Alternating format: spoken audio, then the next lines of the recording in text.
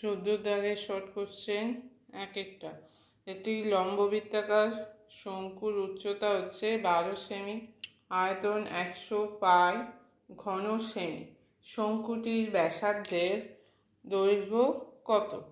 উচ্চতা মানে হচ্ছে h, উচ্চতা h সমান দেওয়া আছে 12 সেমি। আয়তন মানে হচ্ছে 100 পাই, আয়তন v সমান হচ্ছে 100 পাই ঘন সেমি। এবার আয়তনের ফর্মুলা কি? 1/3 পাই আর স্কোয়ার h সমান হচ্ছে 100 পাই।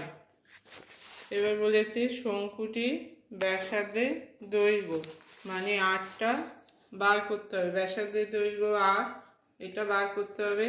আচ্ছা, দুদিকে পাই আছে, কেটে দেবো।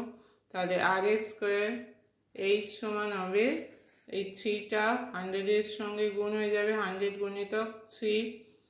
আচ্ছা, আর স্কোয়ার h সমান হচ্ছে 12 সমান 100 গুণিতক 3, আর স্কোয়ার সমান হবে 100 গুণিতক 3/12। 3 আর 12 কাটলে হচ্ছে 4, 4 আর 100 কাটলে হবে 25। আর স্কোয়ার সমান হচ্ছে 25 সমান 5 স্কোয়ার। তাহলে আর সমান হচ্ছে 5, অতএব আর মানে হচ্ছে ব্যাসার্ধ সমান 5 সেমি।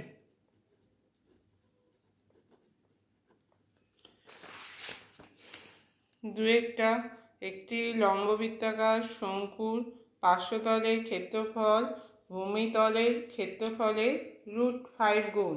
শঙ্কুটির উচ্চতা এবং ব্যাসার্ধের দৈর্ঘ্যের অনুপাত কত?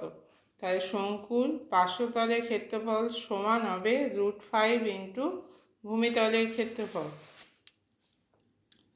2, শঙ্কুর পার্শ্বতলের ক্ষেত্রফল সমান হবে √5 ইন্টু ভূমিতলের ক্ষেত্রফল সমান √5 ইন্টু ভূমি ক্ষেত্রফল। ফর্মুলা বসাবো। শঙ্কুর পার্শ্বতলের ক্ষেত্রফল পাই আর এল, ভূমিতলের ক্ষেত্রফল হচ্ছে পাই আর স্কোয়ার। তাহলে পাই কাটবে। আচ্ছা, এল সমান কি হবে? এল সমান হবে √5, আর স্কোয়ার মানে কি? দুটো আর এর গুণ। এল এর সঙ্গে যে আরটা গুণ আছে সেটা তলায় যাবে, একটা আর কেটে যাবে। এল সমান হচ্ছে √5। আর এবার কি চেয়েছে? আমার চেয়েছে উচ্চতা এবং ব্যাসার্ধের দৈর্ঘ্যের অনুপাত। তাহলে উচ্চতা বার করতে হবে, h বার করতে হবে, এল দেয়া আছে আর h বার করতে হবে। এল সমান হচ্ছে √5r। এবার দুদিকে স্কোয়ার করব, এখান থেকে আমাকে h এর মান বার করতে হবে। তাহলে এল স্কোয়ার সমান হবে h স্কোয়ার প্লাস আর স্কোয়ার সমান √5 স্কোয়ার মানে হচ্ছে 5 আর স্কোয়ার। h স্কোয়ার সমান হবে 5 আর স্কোয়ার মাইনাস আর স্কোয়ার। তাহলে h স্কোয়ার সমান 4 আর স্কোয়ার।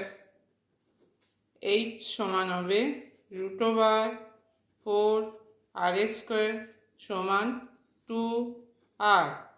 তাহলে অতএব বলেছে, চেয়েছে কি? h/r, উচ্চতা = ব্যাসার্ধ। h মানে হচ্ছে 2r /r সমান r কেটে যাবে, অনুপাত মানে ভাগ, ভাগে আর কেটে যায়, তাহলে 2:1। অনুপাত হচ্ছে 2:1।